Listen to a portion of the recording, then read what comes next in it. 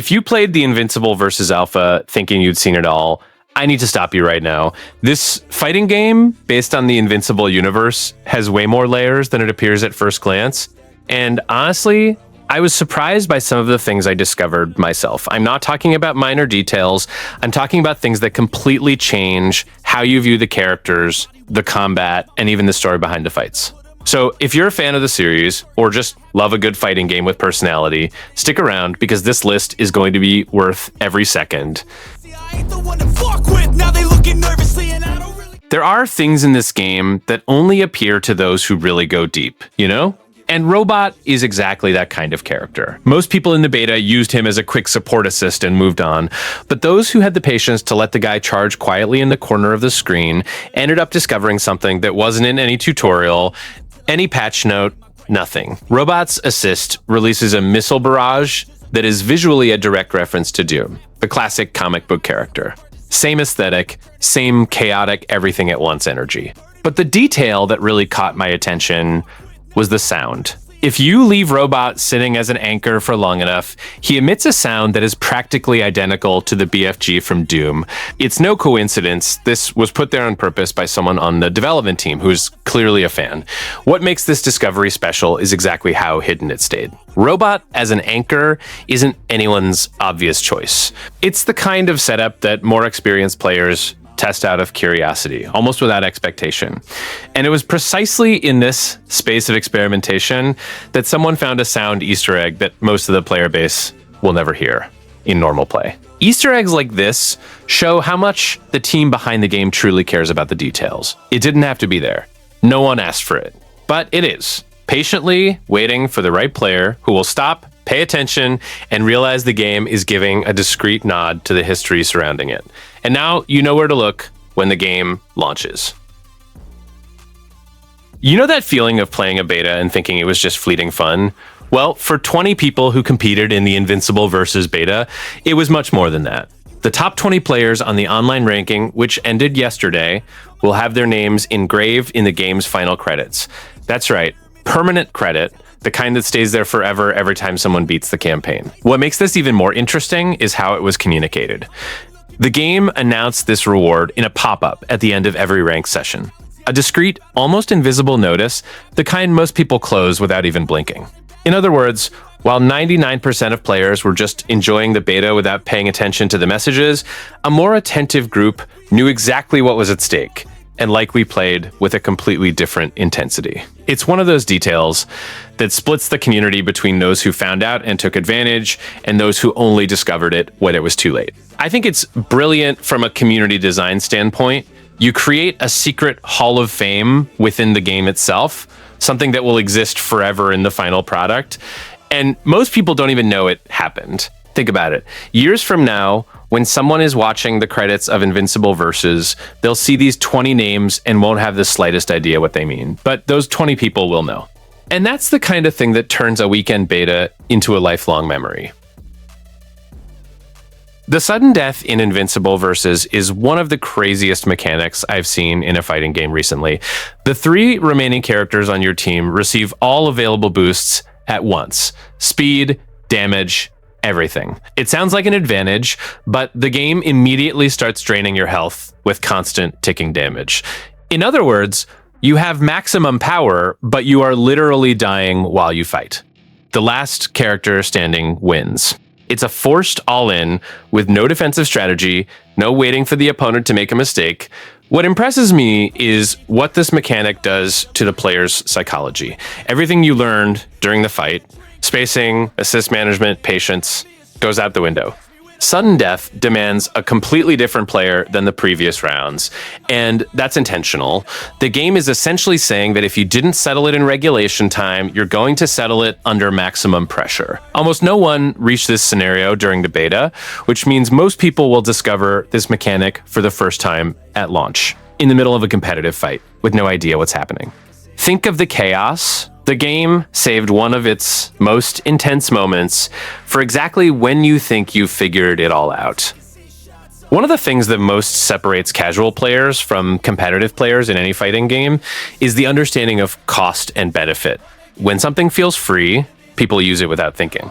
And that's exactly what happened with the assist breaker in the Invincible versus beta.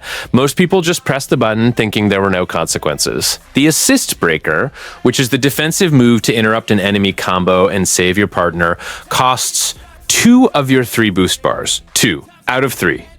This means every time you use it, you're practically zeroing out your most important resource in the game. That meter you would need to use a burst, to activate a super, to change the course of the fight at a critical moment. It all goes away in a single defensive decision.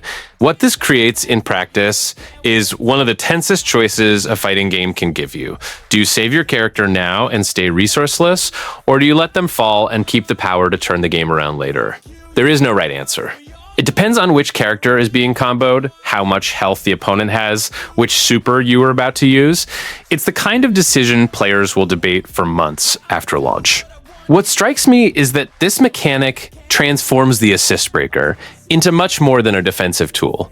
It becomes a confidence meter. When you see a player use it, you know that person is willing to play the rest of the round, almost without resources. It's a statement. And when you don't use it, even with your partner being destroyed, it's a different kind of bet.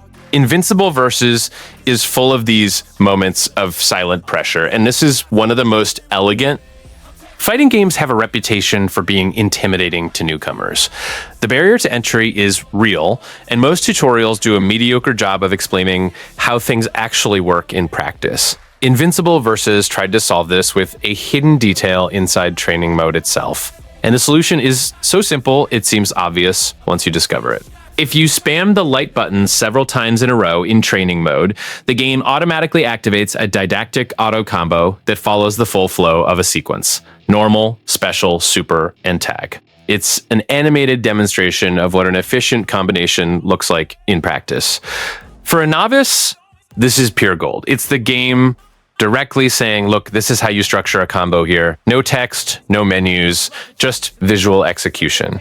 But what no one expected is that more experienced players also found a use for it. Those who already know the structure started using the auto combo as a timing reference, pausing and repeating the sequence to calibrate the rhythm of cancels. It's a beginner tool being repurposed by advanced players, which is a clear sign that the design worked beyond its original audience. The curious detail is that despite this being available to anyone who opened training mode, many people skipped right over it without noticing what was happening. It's too automatic, too didactic, and sometimes what seems too simple ends up being ignored.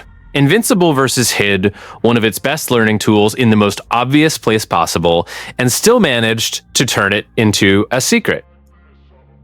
There is a huge difference between knowing a character can fly and truly understanding what that means within a combat system.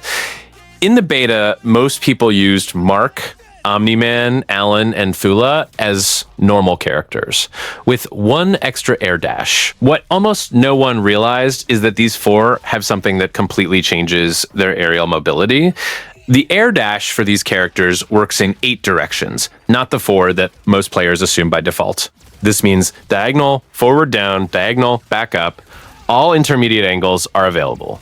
And when you combine 2 diagonals in sequence in the air, you create a fake cross-up that is genuinely difficult for the opponent to read. The character seems to be going in one direction and arrives from another, and it all happens too fast to react to in normal time. The problem is that almost no one discovered this during the beta, because the mechanic only appears clearly when you activate motion mode in the controller settings. Those who played in the default mode never had intuitive access to the full diagonals, so most people simply didn't know the option existed. It's a system hidden behind a setting that most of the player base never touched. This is exactly the kind of thing that will separate skill levels in competitive play after launch. When someone shows up at a tournament using double aerial diagonals with Omni-Man and no one can defend against it, it will look like some impossible exploit. But it won't be. It will just be someone who read the manual while everyone else was spamming basic combos in training mode. Every fighting game with a combo system has some way of limiting how much you can scale a sequence infinitely. Invincible Versus uses a combo meter for this, that gauge that increases as the combo grows and eventually forces the opponent out. Most people in the beta learned to respect this limit. Few realized there is a way to literally make it recede. When you use active tag in the middle of a combo sequence, the meter visibly decreases on the screen. It doesn't stop, it doesn't reset, it decreases. This means a smart tag at the right moment isn't just a character swap. It's a combo extension tool that preserves the creative potential of the entire sequence. You are essentially buying more room to keep attacking with the next character without the scaling system drastically cutting the damage. What makes this so interesting is that most people use active tag instinctively as a save or to maintain pressure without paying attention to what's happening to the meter. The visual feedback is there, clearly visible on screen, but when you're in the middle of a combo, trying not to mess up the timing, watching a number go down is the last thing on your mind.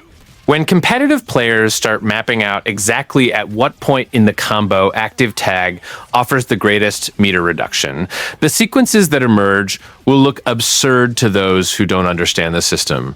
It's a mechanic waiting to be broken, and the information needed to do it was available during the entire beta, visible on screen, waiting for someone to stop and observe.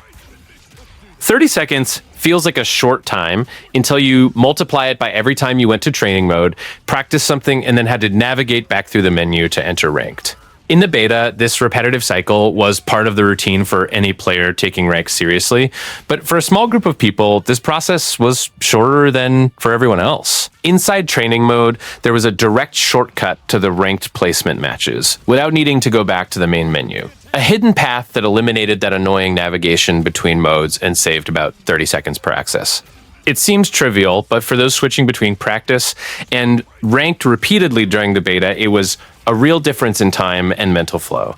The detail is that this shortcut was only discovered by those who read the patch note released on April 10th. It wasn't in any tutorial, there was no obvious visual cue in the interface. It was documented in a text that most people completely ignore. It's that classic player behavior. Everyone skips the patch notes until the day they realize they were missing out on something important. This tells me something interesting about how Invincible Versus was developed. The team is putting quality of life details in places only the most attentive players will find. It's not a gameplay secret, it doesn't change the outcome of any fight, but it changes the experience for those truly committed to the game. And sometimes it's exactly these small details that make the difference between a game you abandon after a week and one you keep opening every day. There is a line in fighting games between stylized violence and violence that makes you stop and say, wait, what? Most games stay comfortably on the stylized side. Invincible Versus clearly had no interest in staying on that side. There is a direct warning on the Steam page. Fighting is violent, bloody, and gory. It's not marketing. It's a technical description of what happens on screen. If you finish a fight with an overkill super, meaning with enough health advantage to indicate it was intentionally exaggerated, the opponent doesn't just fall. The opponent explodes. Chunks of flesh, blood, viscera, everything flying across the screen at once. It's the kind of finish that makes you let go of the controller for a second just to process what you just saw. And in the beta, that's exactly what happened. People would stop the match to watch the replay. What catches my attention is that this isn't a separate cutscene. It's not a finishing move with a special camera like in Mortal Kombat. It happens within the normal flow of the fight as a direct consequence of how much damage you applied. The game is essentially rewarding absolute dominance with a proportional level of violence. The more you dominated, the more explicit the end. For a property like Invincible, which in the comics and the series has already delivered some of the most brutal scenes in superhero entertainment history, this makes total sense. The game isn't trying to soften the franchise for an audience that has never seen it. It's embracing exactly what Invincible has always been, a story about what real violence looks like when people with absurd power face off. And now, it's playable. Disruptible environments in fighting games are nothing new. We've seen them in various titles over the years. A wall that breaks here, a background that changes there. But most of the time, it's cosmetic, it's animation, it's window dressing. Invincible Versus made sure to clarify that what happens in its stages isn't decoration. It's part of the fight. The game's stages feature real progressive destruction, and more than that, allow transitions between completely different environments. You can knock your opponent from a being destroyed city directly into space, with changing gravity, buildings falling in the background, and cars flying across the screen. And it's not just visual. The stage change truly alters the flow of the fight because the physics and character behavior respond to the environment they are in. In the beta, many people watched these transitions thinking they were automatic cinematics, something the game triggered on its own as a visual reward. Only those who went to actively test it realized it was interactive, that the choices you make during the fight determine if and when the transition happens. It's the difference between being a spectator to a pretty effect and being the one responsible for it. For a franchise that started in the comics with battles that literally destroyed entire cities, having this represented interactively in the game is a huge win. Invincible Versus isn't just putting famous characters in a generic arena. It's recreating the feeling that when these people fight, the world around them pays the price. And now, you are in control of that.